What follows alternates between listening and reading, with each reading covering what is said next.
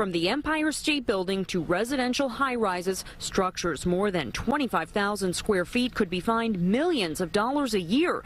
City legislation passed today requires them to reduce emissions 40% by the year 2030 and 80% by the year 2050. It will be the equivalent of taking 800,000 cars off the road. During today's voting session, a standing ovation for Queens Councilman Costa Constantinidis, who is the prime sponsor of the Climate Mobilization Act, akin to Congress's Green New Deal.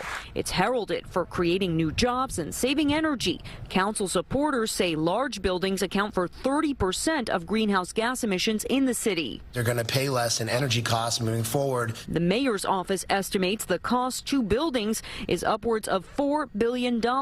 So now they could have to make green upgrades like new windows, new insulation, or new roofing. All new development will have solar or green or wind on their roofs. The New York chapter for the American Institute of Architects supports it. This actually really is a call to action for the architecture community.